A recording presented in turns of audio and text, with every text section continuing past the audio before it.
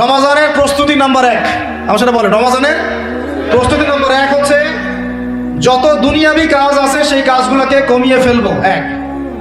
দুনিয়াবি কাজগুলো কি করবো, মানে দুনিয়াবি যত কাজ, যত ব্যস্ততা যা আছে এগুলোকে কমায় নিয়ে আসবো, যাতে রমজান মাসে আমাকে বেশি বাইরে দুনিয়াবি প্রয়োজনের বাইরে বের হইতে না হয়, বেশি ব্যস্ততা আমাকে দুনিয়ার জন্য না করতে হয়।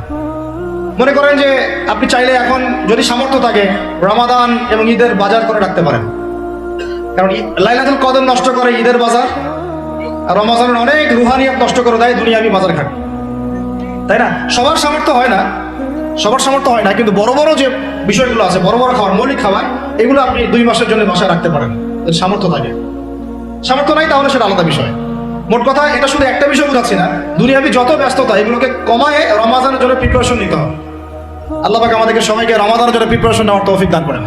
এটা হলো মনস্তাত্ত্বিক প্রিপারেশন, যে রমাদান আসতেছে, আমি শাবান মাসেই আমি আমার কাজগুলো গুছাই নিব যাতে রমজানে আমি ফারেক থাকি ইবাদতের জন্য। বুদ্ধিমানের কাজ না এটা, আল্লাহ পাক তৌফিক দান করেন। আমি 2 নম্বর হচ্ছে ভাই, রমাজানের আমরা সবাই 30টা সওম রাখবো বলে নিয়াত করি, আল্লাহ পাক তৌফিক দান করেন। আমিন।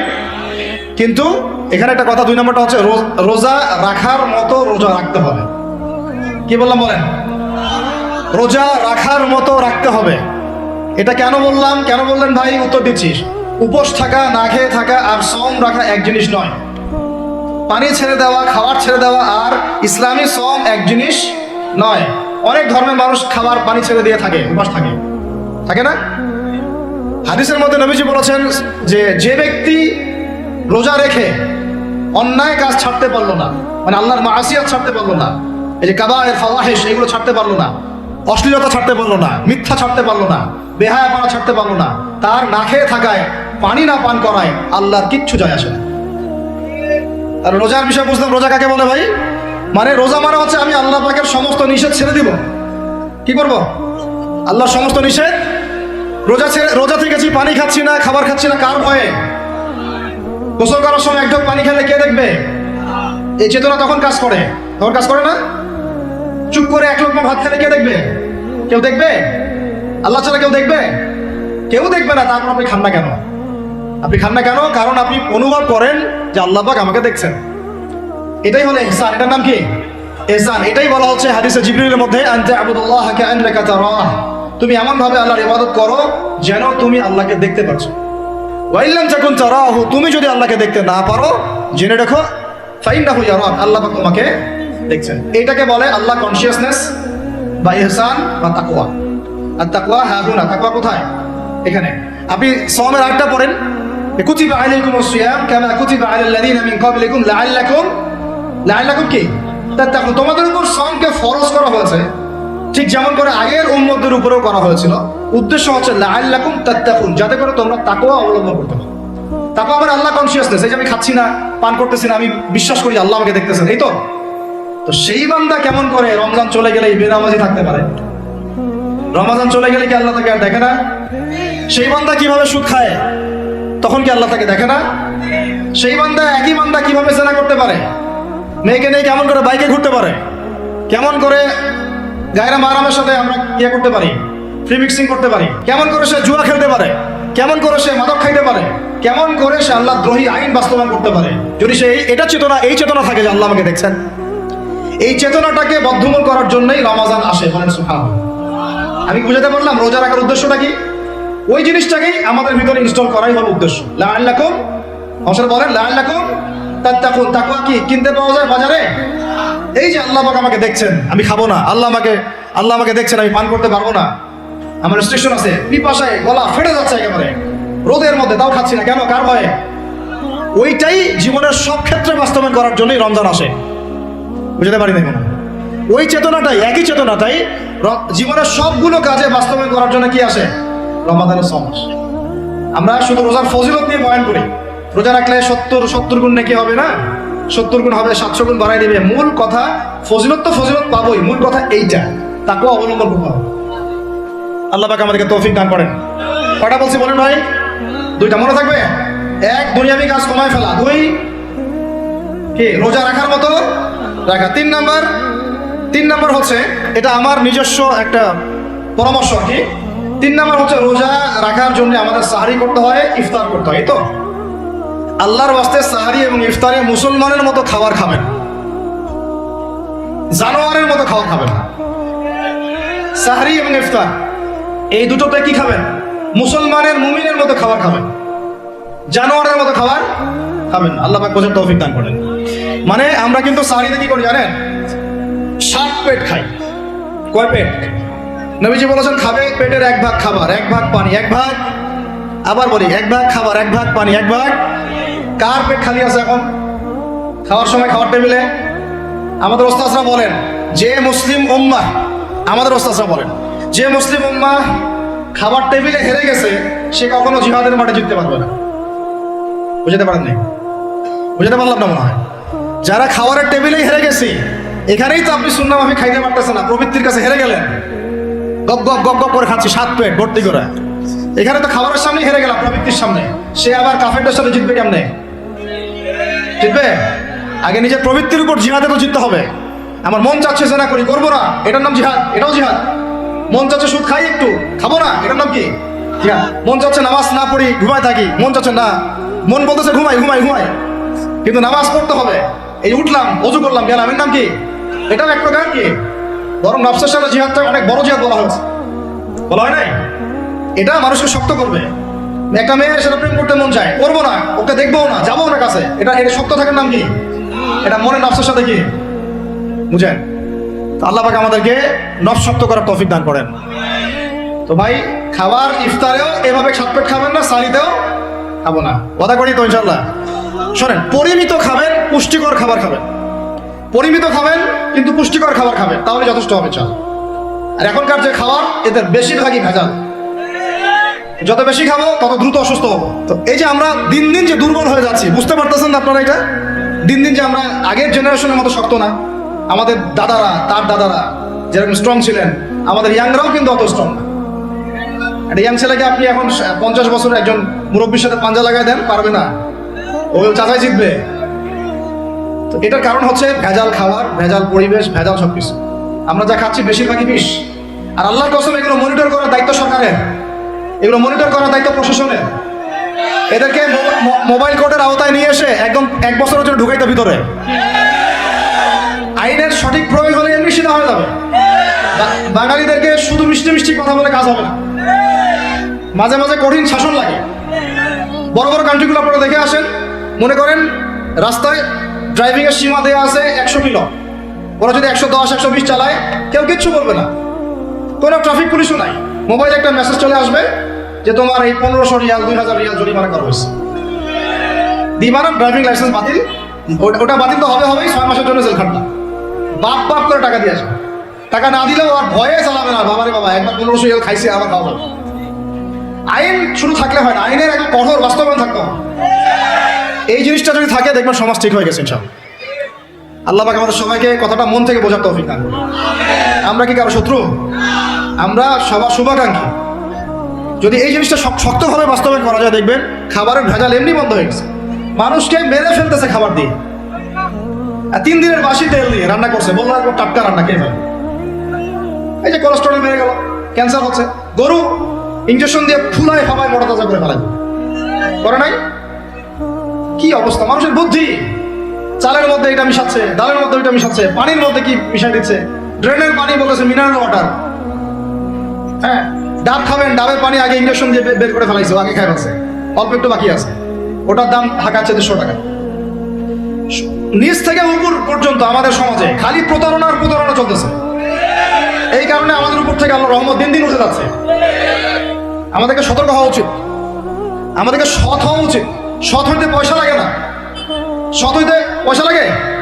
সবাই যার যার জায়গা থেকে ভালো হয়ে যায়, কিচ্ছু করা লাগবে না ইনশাআল্লাহ। আপনি মাদক খায়েন না, কেউ জোর করে মাদক খাওয়াবে? আপনি নিজে সুদ খায়েন না, কেউ জোর করে সুদ খাওয়াবে?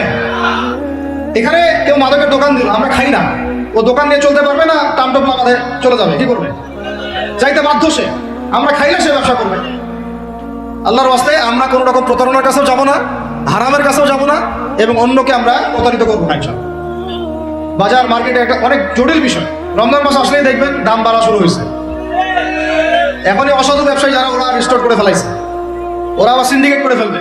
যে এই দামের বাইরে যাবে না, তখন আবার দেখবেন যে সরকার বিভাগে পড়ে গেছে, দাম আর কন্ট্রোল করতে পারতেছেন, তখন ভর্তুকি দেওয়া লাগতেছে, আবার ওদেরকে আইনের মাথা আনা লাগতেছে। মানে আমরা নিজেরাই ঠিক নাই। কারা ঠিক নাই? আমরা নিজেরাই ঠিক নাই। এই কারণেই তো আমরা মানে আমাদের সমাজের উপর থেকে আল্লাহ পাকের রহমত বরকতটা উঠে যাচ্ছে দিন দিন। আপনি দেখে নিন, যে পণ্যের দাম এখন 200 টাকা, রমজান মাস আসলে দেখবেন 250 টাকা 300 টাকা বাড়াই দিচ্ছে। এটা ব্যবসায়ীরা করবে, অনেকেই, অনেক অসাধু ব্যবসায়ী করবে, এটা অনেকেই করবে, এখনো চলতেছে।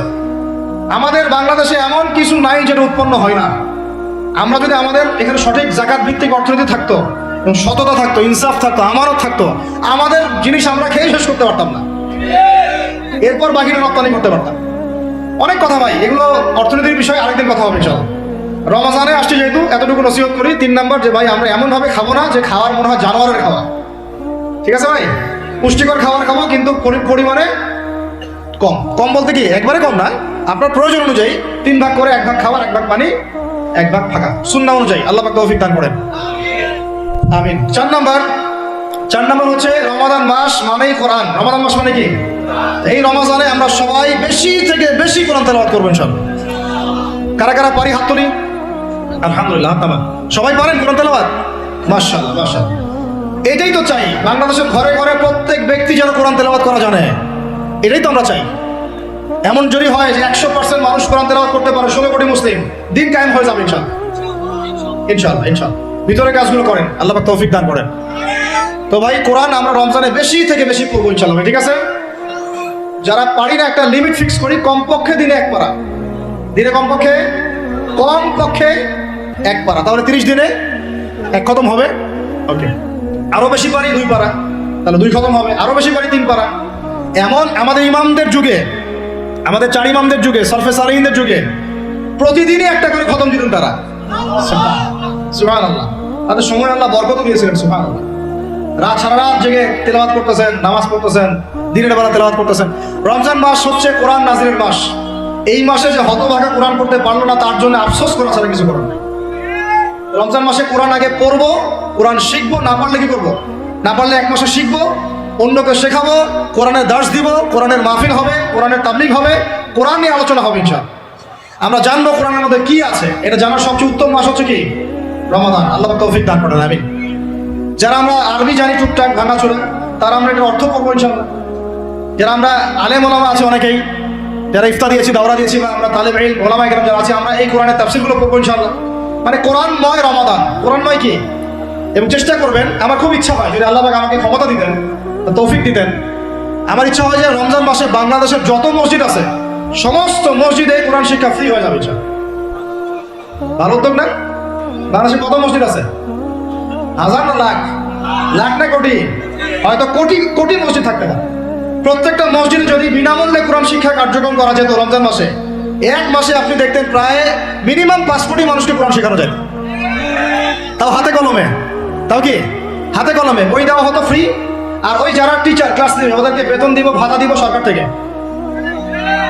দেওয়া যায় না? দেওয়া যায় না? আচ্ছা, যদি গভর্নমেন্ট নাও দেয়, আপনারা জাকাত থেকে দিতে পারেন, সদকা থেকে দিতে পারেন, পারেন না? নিজেদের পকেট থেকে দিতে পারেন, নিজের ব্যবসা থেকে দিতে পারেন, এলাকা ভিত্তিক দিতে পারেন, কত উৎস আছে না? যদি এভাবে প্রত্যেকটা মসজিদ থেকে কোরআন শিক্ষা কার্যক্রম চালু করা হয় রমজান মাসে, আমরা দোয়া করি আল্লাহ পাক যেন এই কথাটা পৌঁছে দেওয়ার উপরের লেভেলে। তারা উদ্যোগ নেয়, জানি না উদ্যোগ নেবে কিনা, আমাদের দায়িত্ব পৌঁছে দিলাম। তো অ্যাটলিস্ট যদি সবগুলো মসজিদে নাও হয়, প্রত্যেকটা এলাকায় যদি 1টা করে মসজিদও হয়, তবুও দেখবেন কয়েক কোটি মানুষকে কোরআন শেখানো যাবে ইনশাআল্লাহ। কোরআন ছাড়া এই জাতিকে আপনি ফিরাতে পারবেন না। কোরআন ছাড়া এই যুবকদেরকে মাদক থেকে ফেরানো যাবে না। কোরআন ছাড়া এই যুবকদেরকে জেনা থেকে ফেরানো যাবে না। এই টিকটক প্রজন্ম হয়ে এরা নষ্ট হয়ে গেছে, শেষ হয়ে গেছে। বাংলাদেশে আশঙ্কাজনক হারে এখন জেনা, ব্যভিচার, পরকীয়া এগুলো বেড়ে গেছে। মাদক দ্রব্যের কি ছয়লা, এই যে গুন্ডামি, মাস্তানি, ছিনতাই কারা করতেছে? যারা ইয়াং ছেলে পেলে এরা করতেছে।